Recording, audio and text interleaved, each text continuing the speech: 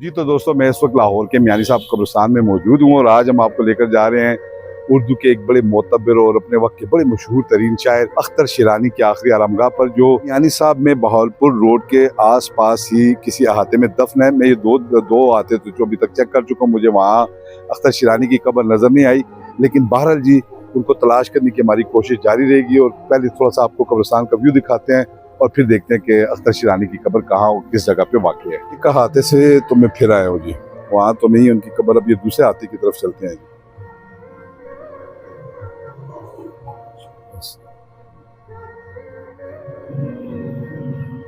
Road के बिल्कुल किनारे पे जी, लेकिन चूंकि यहाँ हजारों की तादाद में कब्रें हैं तो फिर ऐसी जो है वो इन कब्रों में से ढूंढना बगैर किसी गाइड के ये वाकई मुश्किल होता है।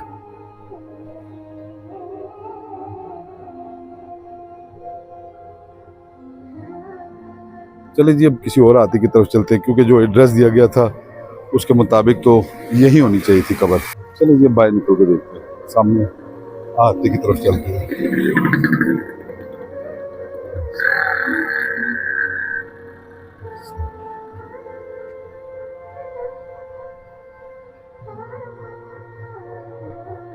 ये देखिए जी, ये भी लोग हम जैसे ही थे बेचारे, आज अल्लाह के पास हैं, अपनी अपनी आरामगाह में है।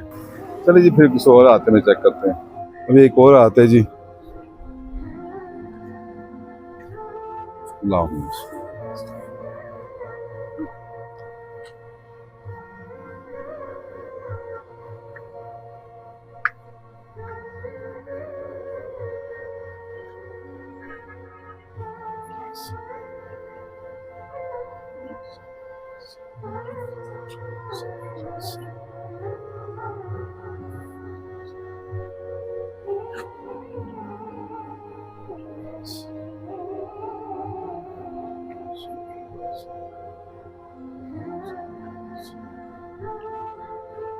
आपकी कब्र को मैं 2-3 हाथों में ढूंढ चुका हूँ जी, और मुझे अब यहाँ पता लगा कि इस हाथे में किसी जगह वो दफन है, और मुझे ढूंढना पड़ेगा जी उन्हें, क्योंकि उनकी कब्र पे कोई ऐसा मिज़ार या इस किस्म की पुख्ता कब्र नहीं, कच्ची कब्र है। प्रोफेसर सदीक, मैं काफ़ी देर से ढूंढ रहा हूँ जी, मगरिब का टाइम भी होने लगा है। आगे चलते हैं जी, शायद आगे मिल जाए। जी बिल्कुल बिल्कुल बिल्कुल, मुझे मिल गई है जी एक कब्र, अख्तर शिरानी साहब की कब्र जनाब। ये है जी अख्तर शिरानी साहब की कब्र, ये है जी अख्तर शिरानी साहब की कब्र। और आप ये देखें कि सड़क के बिल्कुल किनारे है जी, ये इसके साथ ही मेन बहावलपुर रोड जा रहा है, ये देखें, और ये साथ ही शायर रुमान अख्तर शिरानी की कब्र है। मगर यहाँ से गुजरने वाले में से शायद ही किसी को इल्म हो। बहरहाल तो लोगों ने अख्तर शिरानी को बुला दिया है, अगर एक वक्त में अख्तर शिरानी से बड़ा शायर नहीं था। बेशुमार बड़े शोरा ने इनकी तकलीद की और इनकी तरह शायरी करने की कोशिश की, मगर अख्तर शिरानी की गर्द को भी ना छू सके। अस्सलाम वालेकुम नाज़रीन, आबिद खान आपकी खिदमत में हाजिर है और मैं इस वक्त मौजूद हूँ उर्दू के एक बड़े नामवर और मकबूल तरीन शायर अख्तर शिरानी की आखिरी आरामगाह पर, जो लाहौर के मियानी साहब कब्रिस्तान में वाक़ई है। अख्तर शिरानी को अपने वक्त में जो मकबूलियत हासिल थी उसकी सिर्फ और सिर्फ शोरा ख्वाब ही देख सकते थे। बेइंतहा मकबूल थे, उन्होंने पुराने असलूब तर्क करके एक नया अंदाज अपनाया, फिर ऐसी रोमानवी शायरी की कि शायर रोमान कहलाए। वो कि अख्तर शिरानी की उम्र तो बहुत कम थी, यानी सिर्फ 43 साल ही वो जिंदा रह सके, मगर उन्होंने जितना काम किया यकीनन इंसान 100 साल में भी इतना काम नहीं कर सकता।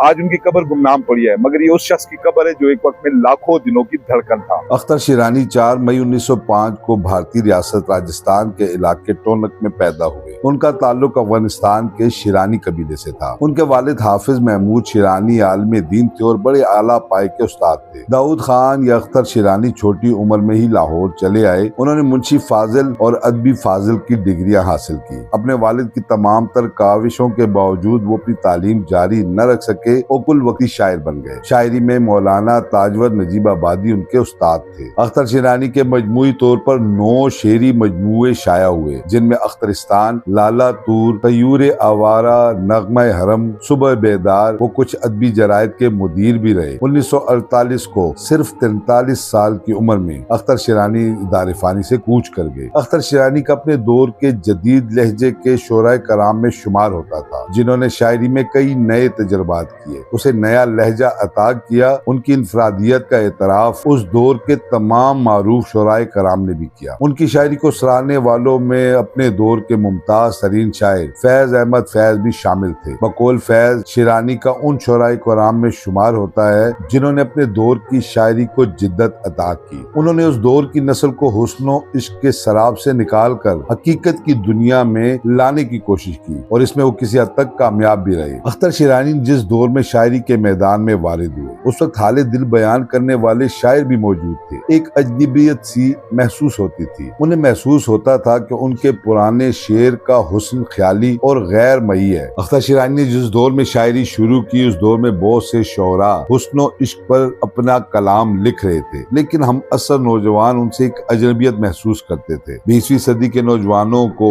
इस खूबसूरत और वालिहाना कैफियत का कोई तर्जुमान नहीं मिलता था जिसके जेरे असर नौजवानों की ख्वाहिश अपनी पाकीज़गी और खलूस की वजह इश्क बन जाती। अख्तर शिरानी उन सरकर्दा शोराओं में शामिल हैं जिनकी शायरी नौजवानों के एहसासात के गिर्द घूमती है। ये मखमली शायरी है। हर तस्वीर हर मुशाहिदा आहिस्ता आहिस्ता नमूदार होता है और बिल्कुल उरियान नहीं हो पाता। वो बेशक शायर हुस्न जवानी और एक बेहतरीन रोमानवी शायर थे। अपने हम असर शोरा में वो मुनफरद और मुमताज ही नहीं बल्कि मकबूल तरीन शायर थे और उनकी शायरी ने बामे अरूज को छुआ। उनकी रोमानवी शायरी का रंग ढंग और आहंग सबसे अलग था। उन्होंने अपनी शायरी में पंजाबी से माये, हिंदी अदब से गीत और अंग्रेजी से सानिट की सर्फ को उर्दू का लिबास पहनाया। हम कह सकते हैं कि उर्दू में बाकायदा सानिट निगारी की इब्तदा अख्तर शिरानी ने की। उनके मजमूए कलाम शेरिस्तान अख्तरिस्तान में सानिट की वाफिर तादाद देखी जा सकती है। अख्तर शिरानी ने अपने 43 साला मुख्तसर अरसा हयात में शायरी का वाफिर जखीरा छोड़ा। फूलों के गीत, नगमा हरम, सुबह बहार, अख्तरिस्तान, लाला तूर, तयूर आवारा, शहनाज, शहरूद और शेरिस्तान उनके वो शेरी मजमूए हैं जो उनकी जिंदगी में ही शाया होकर मकबूल हुए। उनका अव्वलीन मजमूआ फूलों के गीत है जो 1936 में शाया हुआ। इस मजमूए में सिर्फ बच्चों के लिए नज़में लिखी गई। अदब अतफाल में बहुत से नामी ग्रामी शोरा ने काविशें की, लेकिन मजमूए की शक्ल में बच्चों के लिए अशार की सौगात पहले पहल अख्तर शिरानी ने ही पेश की। कुछ अदीब और शायर ऐसे होते हैं जिनके लिए वक्त और ज़माना साजगार होता है और जो अपने वक्त में और उसके बाद भी वो मर्तबा हासिल कर लेते हैं जिसके दरअसल वो हकदार नहीं होते। दूसरी तरफ कुछ ऐसे अदीब और शायर होते हैं जो गलत वक्त पर पैदा होते हैं, गलत ढंग से जीते हैं और गलत वक्त पर मर जाते हैं। इनको वो मर्तबा नहीं मिल पाता जिसके वो हकदार होते हैं। अख्तर शिरानी भी इसी कबीले से ताल्लुक रखते हैं। उनका पहला कसूर ये था कि उनकी नज़मों में सलमा,